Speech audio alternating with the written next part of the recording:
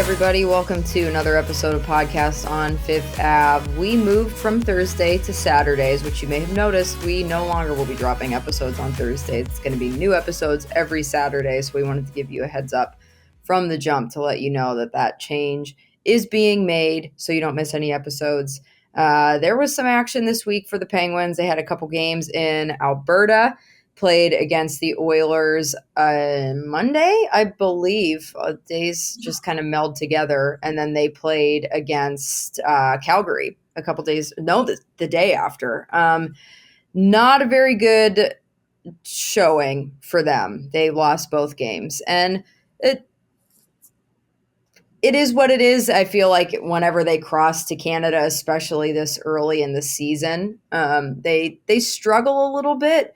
But they kind of fell flat a little bit in both of those outings. So what did you see? Was there anything that you saw that you liked? What didn't you like? What's going on with this team right now? Yeah, I mean, both of those games, the storyline, it was kind of the same for both games, that like the Penguins just can't put together a full 60-minute effort. And so we're recording this on Friday. They play the Canucks tonight, so big opportunity for them to finally do that. You'll know whether or not they did when you're listening to this.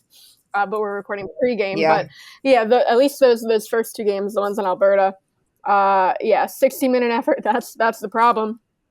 The first game in the second period, it was the worst, tied for the worst period in franchise history in terms of shot differential. Yikes. The Oilers had 22 more shots than they did.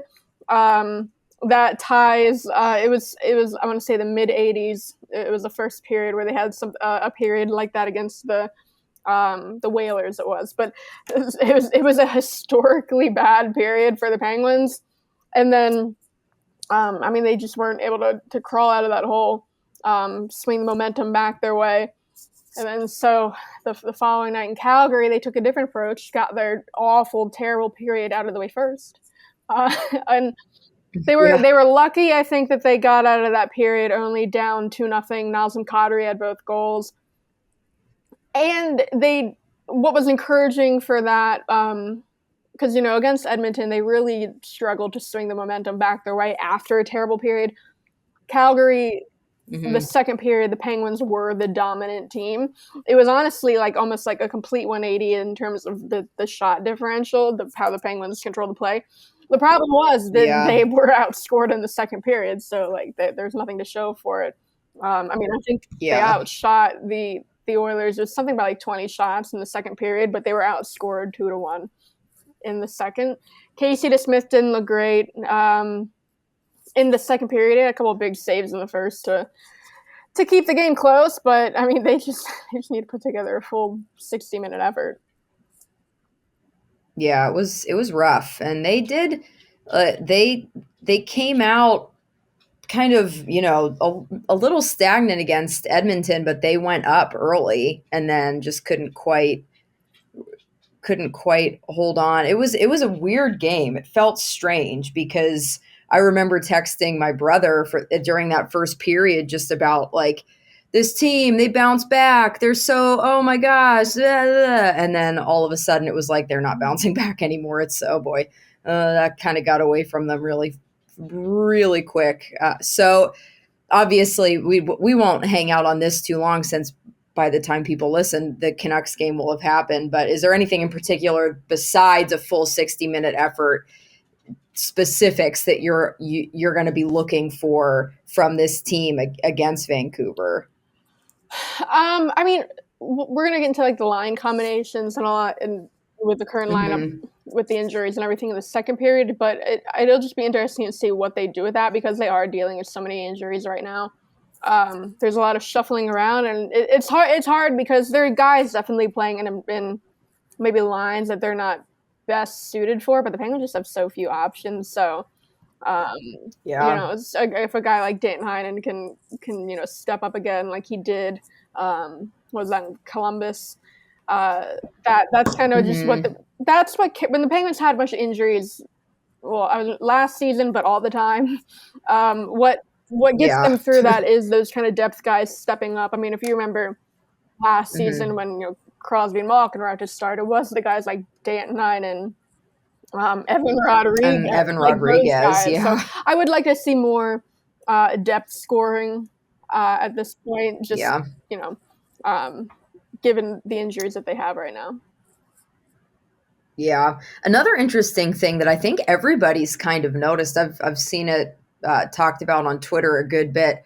Sidney Crosby has not been taking face-offs on the power play. It's been Malkin for the most part. I know that you said that you asked him about that. What did he say? What's the deal with that? Yeah, so it's power play.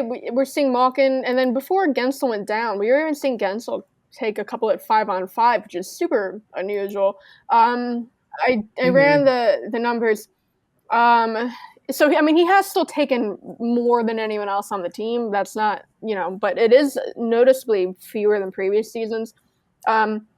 He's averaging 16.7 per game, and that's down from last season. Last season, he averaged about 21 even per game, and this year before that, he averaged just under 23 per game. So that's quite a drop-off. He's still taking a lot of face-offs, but it is noticeably fewer, especially, like you said, on the power play.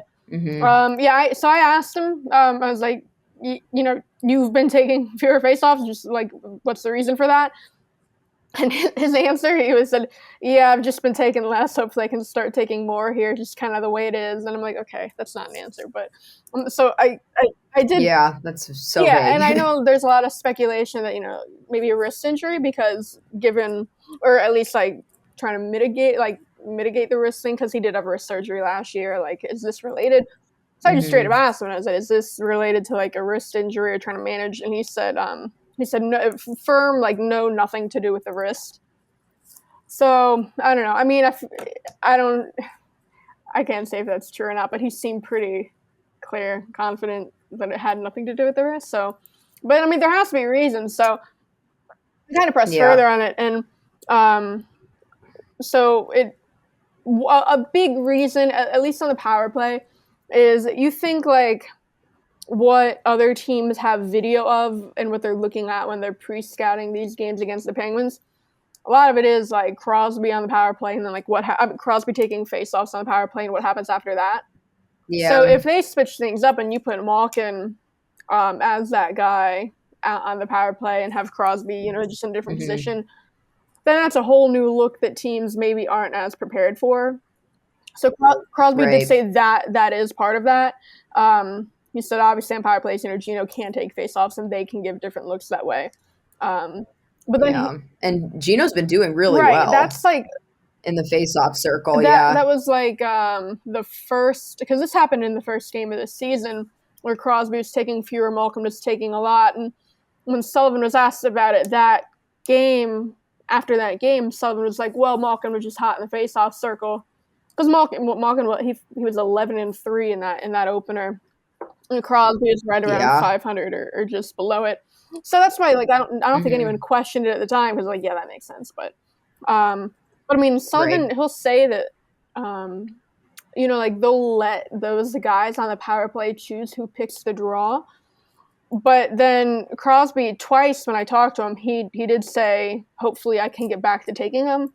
So that's just a little weird, because Crosby's like, yeah, I wish I could be taking face-offs, but then you talk to like Sullivan, he's like, yeah, we let them pick. So it's still not totally clear what's going on, but Crosby at least seemed pretty confident that it wasn't a wrist injury.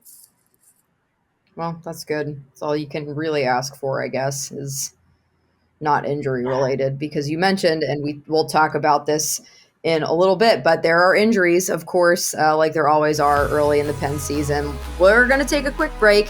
When we come back, we can get into that a little bit more and what that means for the line combinations.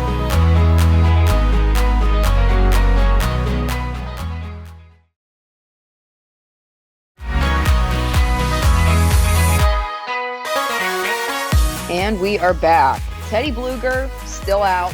Jake Gensel went down with not a concussion, but a head injury somewhere in the face region. Yeah. It's his ear.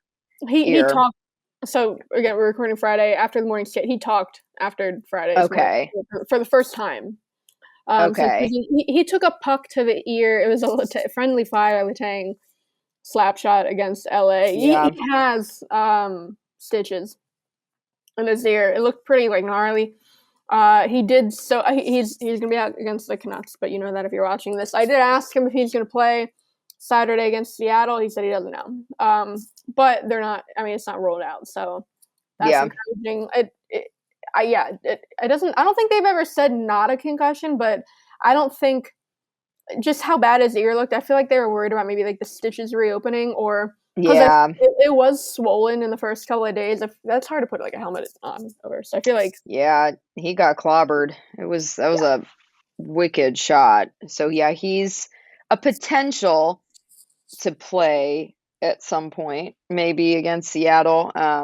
But Jason Zucker also out with an injury. What's the word on that? What happened? So Zucker, he was cross-checked. It was that game in Edmonton. It was in the third period. I want to say like it was like midway through the third. He took a cross-check to like, it was like the hip or like the kidney, like somewhere like that kind of area. He's day-to-day. He has been skating. He did participate in the morning skate non-contact. He didn't practice on Thursday with the team. He did come out at the end and skated non-contact, mostly just by himself and with the guys who stayed out there late. So it doesn't seem like he's that close yet, but he's day to day. Teddy Blueger, that's weird because it feels like he was hurt in training camp. He left a training camp practice like midway through. I don't know if when he talked during training camp, we didn't know if it was something that happened in that practice or maybe it's something from a game before that just was aggravating him. He wouldn't say one way or the other, but you remember at the time Sullivan was talking about how they think maybe Blueger could be ready for the start of the season, and like now we're 2 weeks into the season and it still doesn't feel like he's close. He is, he has talked on a number of occasions about how frustrating just this injury rehab is, and it is going slower than they thought it would. We don't know what the injury is. It's something upper body. He didn't practice with the team. He's practiced a couple of times with the team. He did not practice on Thursday at all. Sullivan said it was a scheduled day off. Friday, he wasn't out there for the optional morning skate either, which I thought was very weird. So, no telling when they might get Teddy back. I mean, he is on long-term IR. They needed to do that to bring up reinforcements. It's retroactive to October 11th. Long-term IR players have to be out 10 games and 24 days. So that has him out until at least November 5th versus the Kraken at the bare minimum. Okay. But just curious that he's not practicing like these last 2 days. But it seems like of those three, Jake is for sure the closest. Yeah, which is good because they could definitely use the spark that he provides. It did, however, all of these injuries, it opened the door for Sam Poulin's debut in the NHL. That came against the Calgary Flames, big deal, and he looked really solid. He kept up. He contributed a little bit. Like he had a very good first game. I liked what I saw from him. Do you think that they'll keep him around when everybody's healthy? What are your thoughts on his presence in the lineup? Yeah, I mean, I thought he looked great. I mean, so he wasn't all highs. There's some lows too. He did have, so they were playing him on the power play, and I thought that was interesting. He did have a turnover on the power play that led to was like the final seconds of a power play, and it led directly to a goal against. And then I want to say it was that same period he did take a slashing penalty that the Flames scored on. But I mean, if you go back and watch that call, it was like a phantom call. It was a very soft call on him. So he's not like I'm not focusing too much on those because one, there was a pretty bad call. He's not a player who takes stupid penalties, like from what I've seen in the AHL. He's also he's turned into a pretty responsible player. Turnover is not really something that was a concern in Wilkes-Barre, at least over the second half of the season. I feel like those are my more growing pains. But I mean, so they like him as a center. He can play center and wing. He got in, when Zucker went out. So I know we were thinking like, oh, is he going to be in as a wing or a center? Because if he's a center, who gets moved? And so what they did is they made him third line center and moved Carter to wing. And I think I love that. Less responsibility for Carter because he is kind of slowing down. And Poulin, he was just very well suited to play center. They love his down low game and how strong he is at protecting the puck, in the like below the goal line, those kinds of areas. He's a guy who's going to go to the net front and, those dirty areas. He almost had a tip in. It was like one of his first shifts against Calgary. He almost scored. I want to say then it was the second period. He got like a partial breakaway. He was physical. He had a good overall game.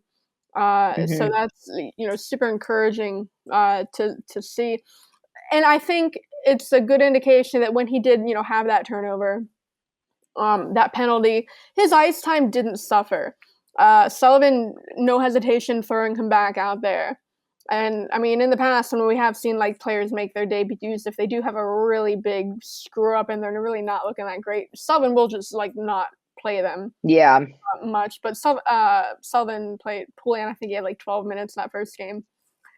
So I mean, and he kept getting put out there in the power play too, even after that turnover. So that's really an indication of how they feel about Sam Poulin. So I don't know what happens when guys are healthy. I mean, part of it is that right now the only guy in long-term IR, they need someone on long-term IR to be able to afford Poulin and Drake also up. So, I mean, if Teddy comes back, then like he has to go down. But as long as Teddy is out, I'd like to see Poulin up here. Kajula hasn't looked bad either, but he just hasn't been as noticeable in a good way as Poulin has been.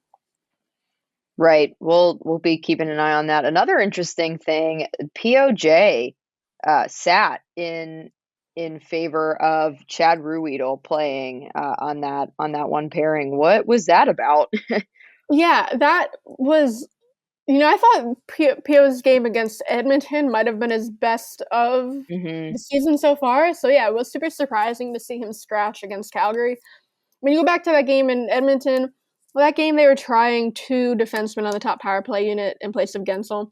Like Petrie was moved up to, so they had Petrie and Letang on the top power play unit. So quarterbacking the second unit was P.O. and I thought he was great. The second unit in that game was far better than the first unit. I mean, a lot of movement.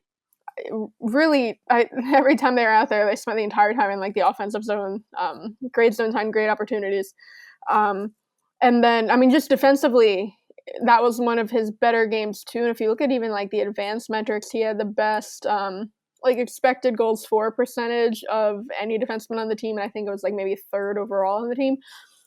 So then, yeah, he scratched the next game. It is a back-to-back.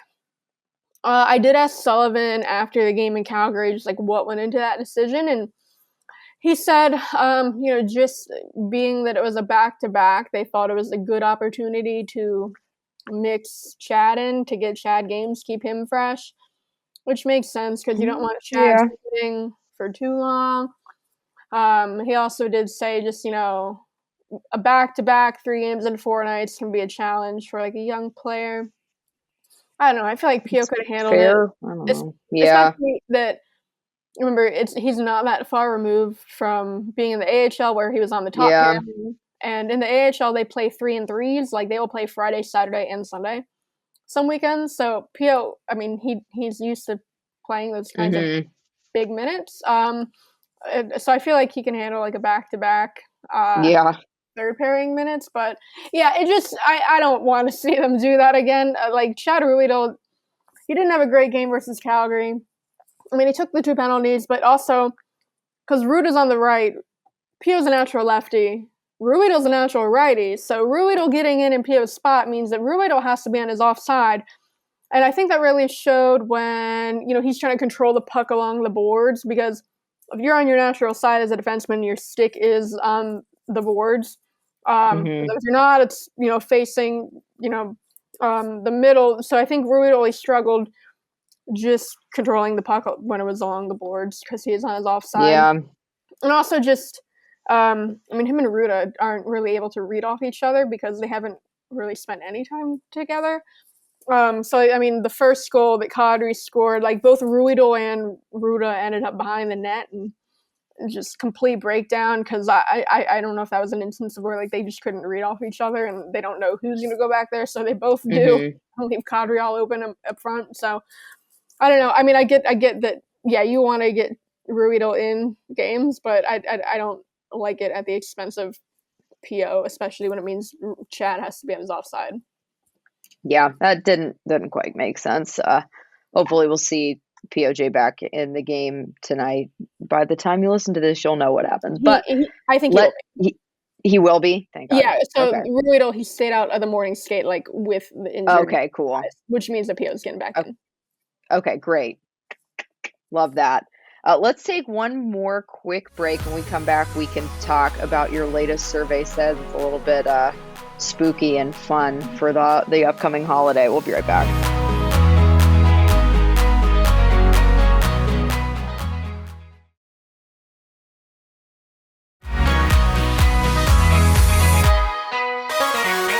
We're back. Taylor, you did another installment of your Survey Says series. Why don't you tell us a little bit about that? What questions did you ask the guys, and what answers did they give you? Yeah, so I guess, so I've ran 2 of those since we last recorded. Before we get into that, I do want to just, like, preview the Halloween one I'm doing.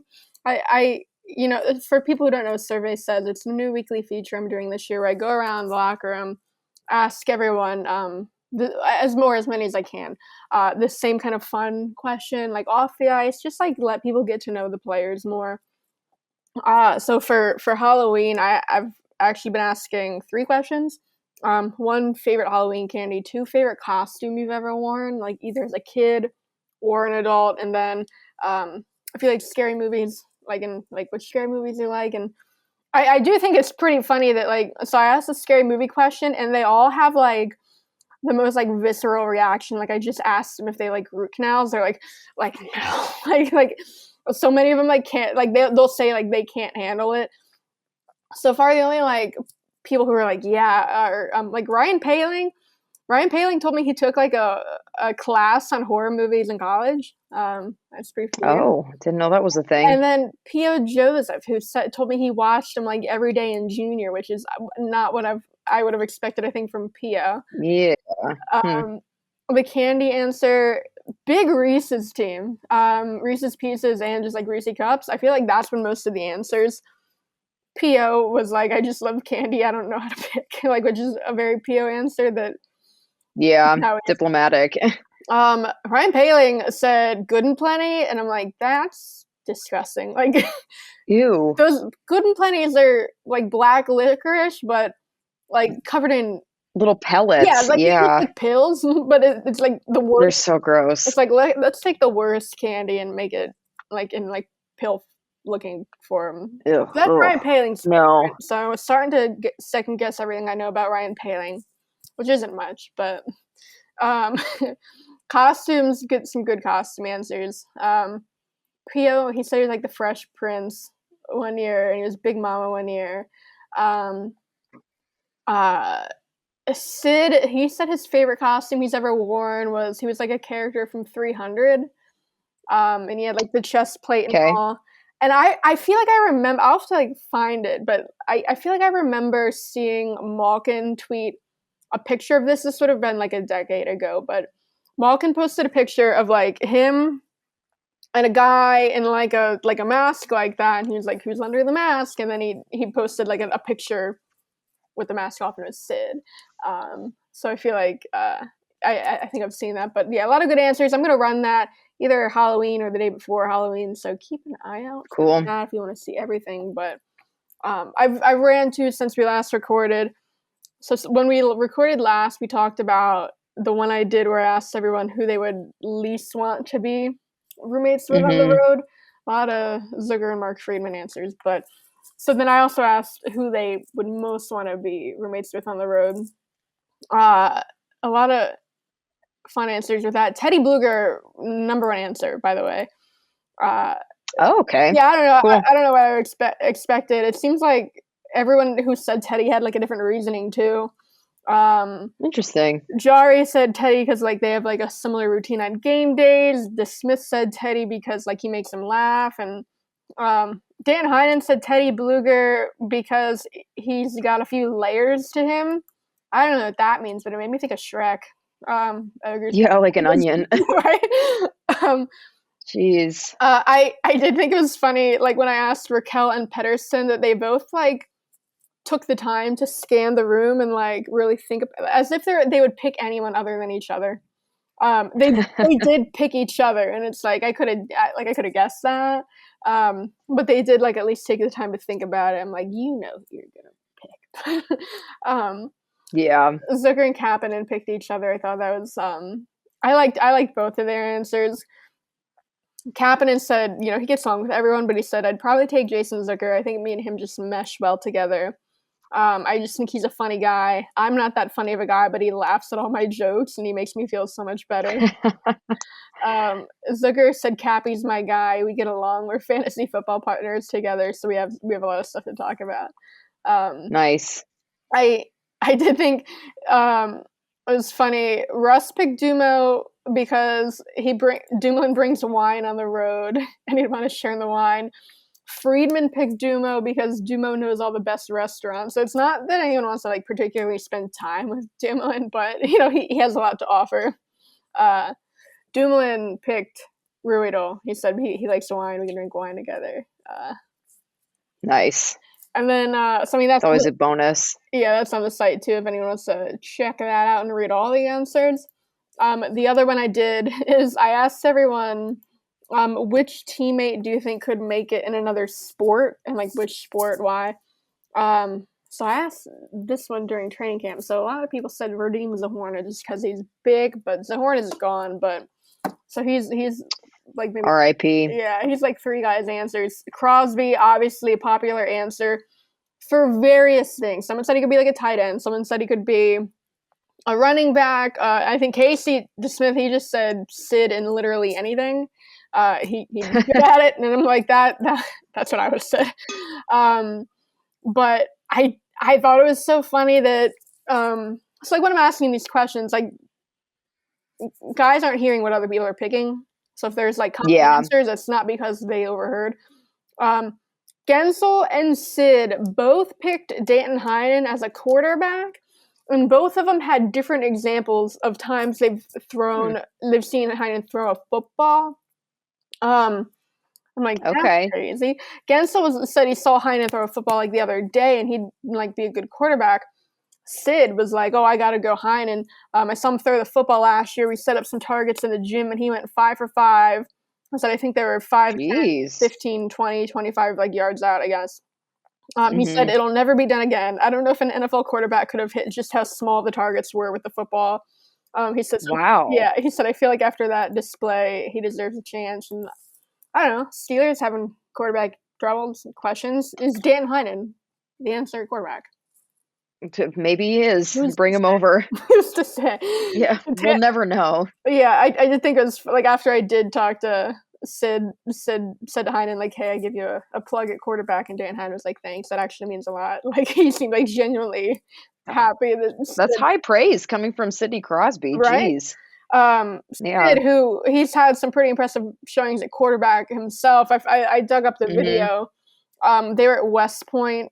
This would have been like 10 years ago as like a team building activity, but like they played football while they were there, and like there's a video of Sid throwing like a great touchdown pass to Bo Bennett. So yeah, Sid could do anything. The most random answer I got was Jason Zucker said Mark Friedman could be a water polo player. Oh, like, I don't know. That is random. Right? Like, I don't know a whole lot about water polo, but can you like splash people? What? Yeah. Can you like drown people? Because I could see Mark Friedman having some fun. Yeah, he would. He would do things probably. Yeah, like you have like agitators in water polo. I have to look more into this, but he said that, and I'm like, oh my God. That makes sense. A lot of people said Gensel for golf too, so big golf guy. But yeah, I just love doing these. Jeez. Okay. These fun Okay. things. Those are fun. Yeah. Anyone? Like, yeah, it gives us a glimpse into their personalities. Anyone has like any ideas for questions? Like, tweet at me, comment on the site. Like, I'll see it. Got a lot of good ideas coming up. I want to keep doing more like holiday themed ones, like Thanksgiving. Oh, for Christmas. I'm gonna try to think of some fun stuff for that. I'm gonna ask them how they figure out Santa's not real. Like, wouldn't I would love to know. Like, how old were you, and like, how did you find out? Oh my God. Yeah. Yeah, because there are. Yeah, if they believed in Santa to begin with, because that's an interesting topic. That'll be fun. Yeah. That would be a good one. Thanksgiving, I want to ask a lot of like food ones, like what like do you cook best, and or like which teammate is the best cook, like those kinds of things. But I've gotten some good submissions from fans. So like I have a lot to carry me through this season. Really excited. Yeah, that's great. And you can tell like some of the guys like answering these questions too, like. That's cool. Like I asked Sid about, like we talk about like the face-offs, and like, you can tell he doesn't want to be talking about that. But then I'm like, so like now I have Halloween questions for you, and he kind of like lights up. So like the guys like would so much rather talk about like Halloween candy than like what's going on with the power play, Yeah, it's good. That's fun. Mix. Yeah. Yeah, good stuff for them. Good stuff for you. Good stuff for us as readers and listeners. That's a lot of fun. Yeah, so keep doing that for sure. Yeah. Well, just a reminder before we wrap up, everybody, we are now a Saturday release show, not Thursday. Mark it in your calendars. We release new episodes every Saturday. Thank you so much for tuning in. We appreciate you listening. Make sure you're subscribed wherever it is that you do listen to podcasts if you aren't already, and you can subscribe to our YouTube channel as well so you never miss an episode of Podcast on Fifth Ave. We'll see you next Saturday for another new episode.